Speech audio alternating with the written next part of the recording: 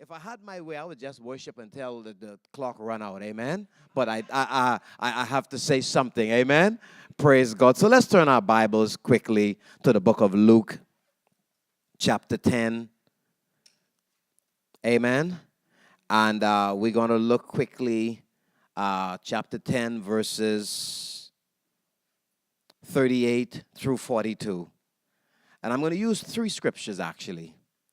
Luke 10, 38 through 42. John chapter 11, 20 through 29. And John chapter 12, verses 1 through 3. Amen. What I want to talk about quickly is having a passion for the presence of Jesus Christ. Amen. Having a passion for the presence of Jesus Christ. So let's look quickly in the book of Luke chapter 10, verses 38 through 42. Amen. I usually have my wife do the reading while I'm preaching. Amen. I didn't think about that. Amen. But it says, amen. You know, we have been together now for, this October will make us 5 years. Amen. Hallelujah. And she has been my spa. Amen. That's my right hand. That's my left hand. Amen. And that's my baby girl. Amen. Hallelujah. And wherever I go, she goes. She don't be nowhere without me. Amen. We are always together. Amen. They asked us, what happened? You guys are twin? I said, yeah, man. And you look at me, you see her. When you see her, you see me. Amen. Hallelujah. So she preaches with me. She prophesies with me. Amen. She is. In fact, one of the things I told God many years ago, I said, God, when you give me a wife, you know what I want? I want the gift on me that's on me to be twice as much on her. I said, in fact, God, give us 7 times the amount of what I have. And then I saw God bringing up. I started to get a little nervous. I said, okay, now, God, hold a second now. Amen. Hallelujah. She's moving too quick. But our wives should be number one in our lives. Amen. They should be everything. Amen. Except God. Your wife should be everything to you and with you except your God. So should your husband. Amen. So I thank God for her. We travel all over the world. Amen. To preach the gospel of Jesus Christ.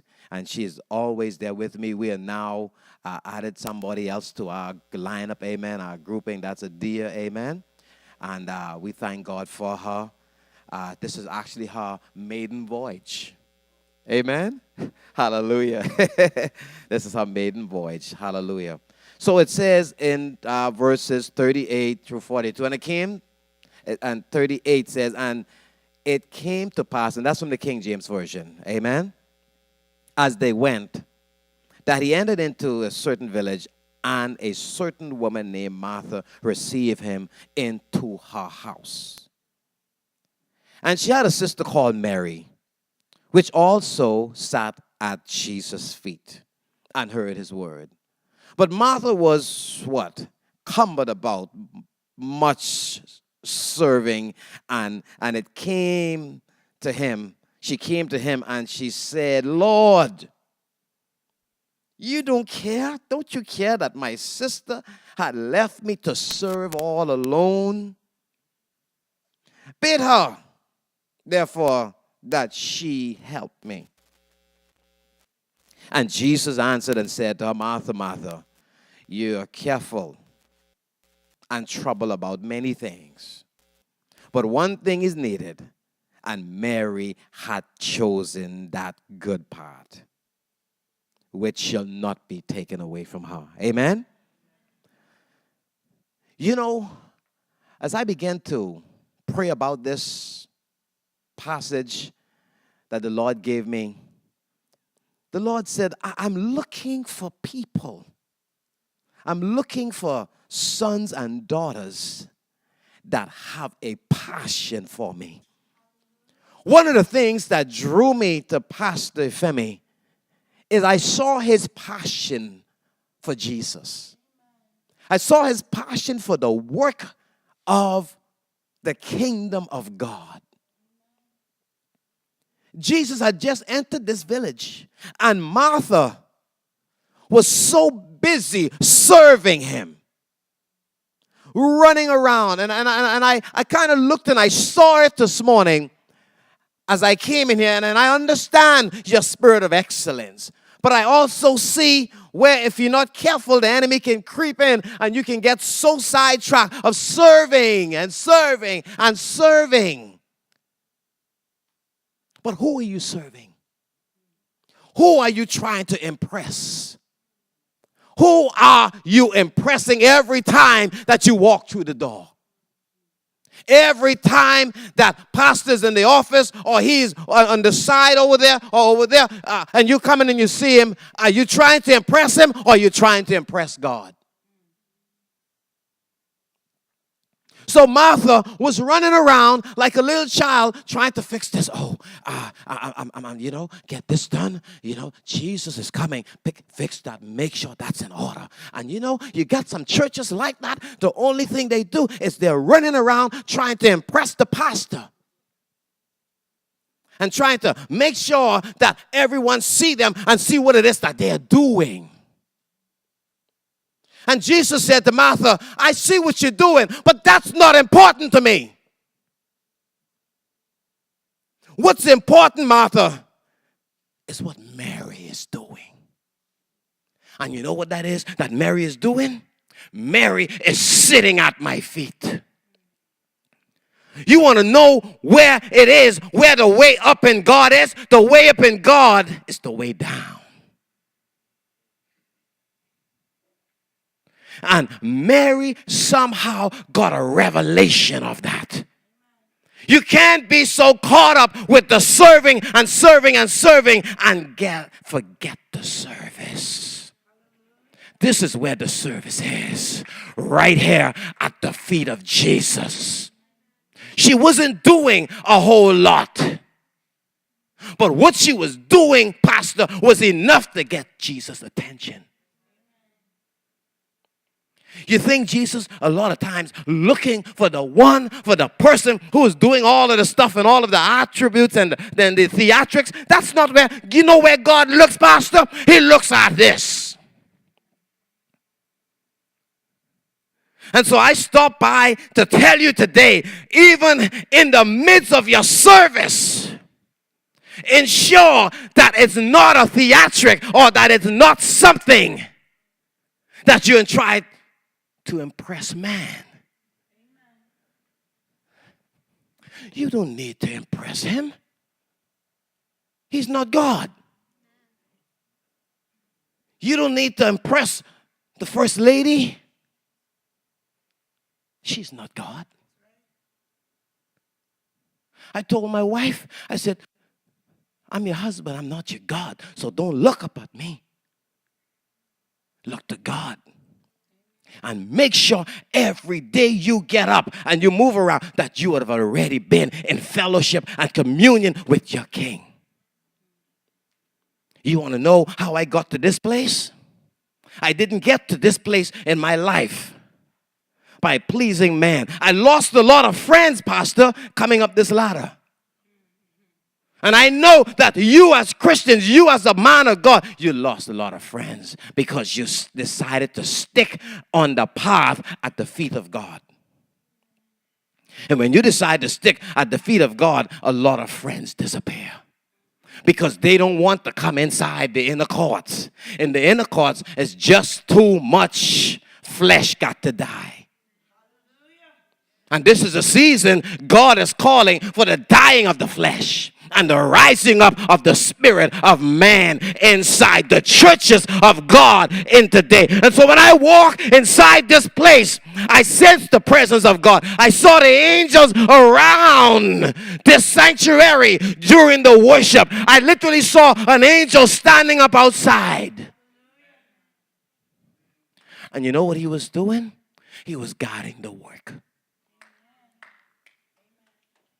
Hallelujah. And so Jesus said to her, listen, it's not about all of the servicing that you're doing. Can you find some time to sit at my feet?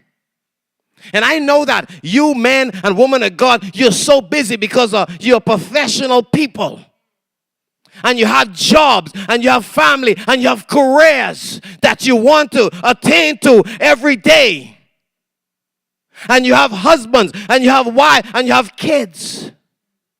But Pastor, I say this to you today, you people of God, you sons and daughters of God.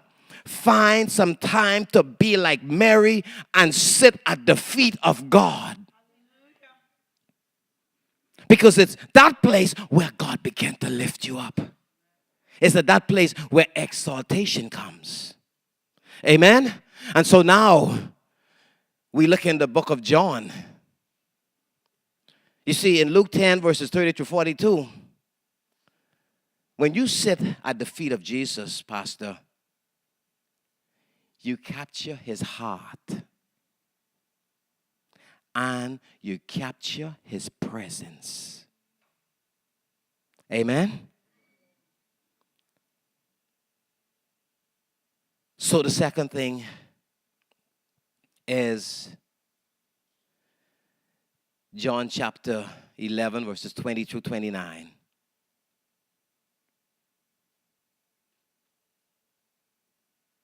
John chapter 11.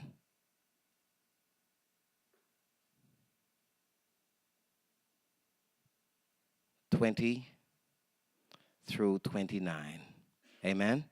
And this is something interesting, and I'm going to paraphrase it with Martha again coming and running out to Jesus. As soon as she heard, verse 20 said that Jesus was coming, she went out to meet him. But where was Mary? Mary was still in the house. Then Martha said to Jesus, Lord, if you had been there, my brother would not die. But I know that even now, Lord Jesus, whatever thou wilt ask God, God will give it to you. Jesus said to her, your brother shall rise again. And Martha said unto him, I know he shall rise again in the resurrection on the last day. Jesus was on one page, Martha was on another page. Amen? But watch this. In verse 25, Jesus said to her, I am the resurrection and the life. He that believeth in me, though he were dead, yet what? He shall live. And whosoever liveth and believeth in me shall what? Never die. And then he asks Martha the question, believest thou this? And she said unto him, watch this, yes, Lord, I believe that thou art the Christ, the Son of God, which should come into the world. And when she had so said, she went her way. You know, Jesus took the time to lead Martha, who was so busy, to salvation. She believed him. And she received him as Lord. This woman was busy all the time. But she never had an opportunity to really receive Jesus. But the one that was at the feet had already received him. But this woman was so busy, she didn't have an opportunity to receive him. And Jesus said to her, I am the resurrection and the life. Nothing supersedes me. Well, he asked her the question, do you believe this, Mary, Martha? And Martha said, I believe. That's all Jesus needed. And she became a believer. But immediately she became a believer, she ran to the house to tell her sister. Let me tell you this, and my second point. Jesus is death and life. And if you taste of him, you will live and you will cause other people to live. Amen?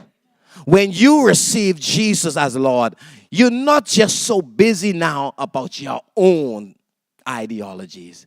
You're concerned about other persons getting into the kingdom of God. My question today, before we hit our last point, is when was the last time you led someone to Jesus? I was coming on the plane yesterday, Pastor, and as I was traveling, I went into a vision, and I saw the Lord Jesus in the distance on his horse, fully armored. And he looked over and he said to me, I'm on my way. And I ask you today, this is a world that's so filled with cosmetics. Everybody wants some of this and a piece of that and a little of this. But when was the last time you looked someone in the eyes that you know is not saved and asked them, do you know Jesus as your Lord? Because the truth of the matter is this: even in all of the stuff that we're doing every day, all of the worship, all of the working, all of the family chores, everything. Let me ask you the question: when was the last time you invited someone to know Jesus Christ? Because, Pastor, as great as your ministry is, you know what's important? Does everyone in here know Jesus? Do they know him as Lord? Do they know him as Master? Like Mary? No, like Martha did. And when you get to know somebody like Jesus, you can't keep it to yourself. Amen. I can't keep Jesus to myself, Pastor. I got to keep on sharing him with people every day, everyone I meet. Even in the airport, I'm telling people, hey, do you know Jesus? You know, we got a society, man. We get so sophisticated, and we get all our cutting-edge suits on and all our nice shoes, and we walk past people, and they are dying.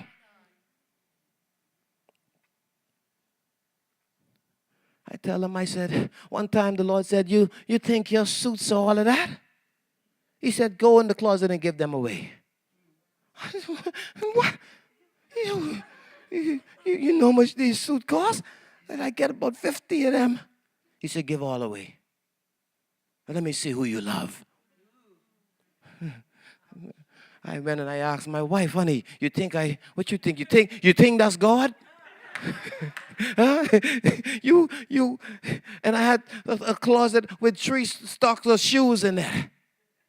The shoes, in fact, when everything God said, give them away. And then tell people about me. Man, I started pinching them coats one at a time, and I was looking at them, looking at the brand name. Now, this was a good one. I like this one. This one here was Hugo Boss. This was the Boss. This was a Salvatore Ferragamo. I like this one. This was Kenneth Cole. And God says, and I'm Jesus Christ. Huh? He said, who are you going to give away? What are you going to give away? Are you going to be obedient to what I say, or are you going to let your flesh get in the way? People are dying every day. We get so caught up with all of the cosmetics of ministry, and that's all good. But we got to remember to keep our eyes open for that soul that is lost. Because at the end of the day, they still need to know Jesus. And so I'm looking at you and I'm asking you the question: where's your passion for Jesus? Did you lose it? Or do you need it rekindled? I'm not concerned about your intellect. I'm concerned about your sincerity. See, because God is not concerned about intellect. He doesn't. And he's not going to knock you for being intellectual. But at the same time, he wants your heart to be soft. So that when you see people, everyone. I was looking at my wife in the airport yesterday. My wife was looking like this. And when I looked, they were talking to people. They were on the line in the airport buying coffee. An old woman was standing by, and the Lord spoke to her and said, I need you to just tell her about my love. Well, the airport is just too busy. Well, we need to stop and think that maybe that's God speaking to that woman, because that woman really may need a word from God. Hallelujah. So when we get saved, we cause people to either live or we cause them to die. We have it in us to release eternal life. Amen. The last thing here is John chapter 12, verses 1 through 3. Amen. Let's switch over there right quickly. John chapter 12, verses 1 through 3. It says, Then Jesus, 6 days before the Passover, came to Bethany, where Lazarus was, which had been dead. Lazarus was dead, whom he raised from the dead. There they made him a supper, and Martha served. They were honoring Jesus. Amen? But watch this. Lazarus was one of them that sat at the table with him. Then took Mary a pound of ointment of spikenard, very costly, and anointed the feet of Jesus and wiped his feet with her hair. And the house was filled with the odor of what? The anointment. Or the ointment, sorry. Let me ask you this third point. And I want you to touch your neighbor and tell your neighbor, the sacrifice is worth it. Because you know something? Sometime in the midst of all of the stuff you're doing, you don't want to make a sacrifice for Jesus. You don't want to make a sacrifice to spend 1 hour a day with him. But yet you want him to do so much for you. Do you know how much time this man spends with God so that he can come and meet with you when you are having situations and he have to always be in the presence of God. He can't talk to you except by his flesh. You got to sacrifice. When was the last time you give Jesus an hour? Just saying, you know something? I'm not going to do nothing today. I'm going to just come right here and sit at your feet, Jesus. Amen? And you know, when we get at the feet of Jesus, sometimes we just need to shut up. Because we always want to, I need this, God, and I need that. Well, why don't you be quiet and let him tell you something? Hallelujah. You know what he wants to tell you? How much he loves you. You know what he wants to tell you? How much he loves you. Amen. You know what he wants to tell you? How much he loves you. Amen. And you know what we want to tell him?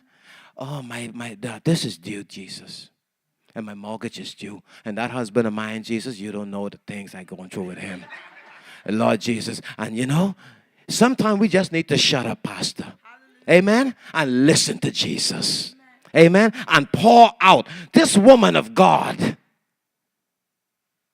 who was with Jesus. Do you realize that Mary was only mentioned 3 times in the Bible?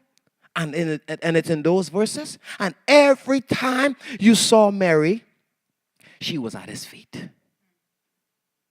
Isn't it interesting that every time that people in the Bible from Matthew, Mark, Luke, and John ended up at the feet of Jesus, they always got what they wanted.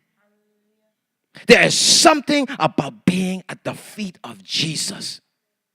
And I'm saying to you today, you need to reignite your passion for Jesus. Amen. You need to know that your costly oil is not too much for Jesus. Because this woman oil was a year's salary. Very expensive. Let me ask you a question sitting here today. How many of you will give away a year's salary? Huh? Is that man crazy? Do you know how hard I have to work for a year's salary? Huh? All of the nonsense I have to take from my boss. And every month I have to do this and I have to do that. Well, this woman, she wasn't even working. But she took what she had, a bottle of nard oil, expensive. And she took it and threw it at the feet of Jesus. She washed his feet with her hair. Do you know what it is to wash the feet of Jesus with your hair? Well, that's your what? What's that? It's your glory. When you throw yourself at the feet of Jesus, let me tell you something. There's nothing that you ask him for that he wouldn't give you. I'm a living witness. Do you know how I got my wife? I got her at the feet of Jesus. Because I was finished with women. I said, God, I don't want to see another one. Because my heart was broken. God said, you come and spend some time at my feet. I'm going to give you everything back that the enemy stole from you. Some of you are at the feet of Jesus, and God is excited about what you're doing. But I heard the Lord said to tell you not to get distracted. We are distracted by everything, by the media, by internet, by our cell phones. We live by cell phones now. We live by iPads. We live by this pod, that pod, this media, that media. And God said to tell you that today he wants you to open a little window so you can see him. Because he wants you to spend some time at his feet. He wants you to ignite and reignite and renew the passion that you had when you first gave it to him. I know that you people in here, I'm just encouraging you because all of you, I believe, love Jesus so much that you will not neglect the time with him. Amen? When I first got saved, when I first met my wife, do you know I provoke my wife to jealousy? You know how I did that? Because every time when we got married, she would see me at the feet of Jesus. And she said, well, I need that. Amen? Well, you know what she did? She started the same thing. And God exalted her. You want to see exaltation? Get at the feet of Jesus. And God will lift you up. And you know, Pastor, you will see it because the people will start to shoot up higher. Amen? Let me tell you something, Pastor, as I close. God is going to do something mighty with you. Let me tell you something. You have a great pastor. You have a man that loves Jesus. You have a man that loves God and that loves his family. But I see a man that also loves his church and loves the people that God gave him as sheep. The Lord said to me to tell you, Pastor, because of your passion for him and your love for him, he said to tell you, because I saw it in the spirit, he said to tell you that he is going to give you one of the biggest ministry in this city of Dallas. Amen. He said to tell you he is going to, I saw the wings of the angel expanding and pushing and pushing and pushing this ministry open. This is just the beginning, man of God, because God said, I found you faithful. And because I found you faithful, I'm going to extend your territory. I'm going to give you cities. I'm going to give you land. I'm going to give you houses. I'm going to give you great things, says God. And I'm going to cause your ministry. In fact, the Lord said to tell you that even the umbrella you're under is a season coming when I'm going to push you out of that. Amen. And you are going to be one of the greatest ministry that will be known on this side of this United States of America. Amen. Come on, give God a hand clap this morning. How many of you this morning feel your compassion renewed for Jesus? How many of you this morning believe that God is going to do something mighty inside your life? I believe that God is going to do a mighty thing inside your life. And your passion will be renewed today. Pastor, God said to tell you, get ready. And he said, don't look at what you see. Look at what you don't see. Amen? Because what you don't see is what impresses God. Amen? He said to tell you his arms is open. He stretches arms out to you. And everything you need, God said, is already there. Amen? He said the provision's already there. Amen. He said to tell you the provisions are already there, Pastor. Amen. And he said to tell you that he has already given you a ministry that's already bursting out of the seams. Amen. So this is now the time to get on board with Jesus. Get on board this ministry because God is about to blow your minds inside this ministry. Come on, give Jesus a praise in the house of Jesus in Dallas, Texas.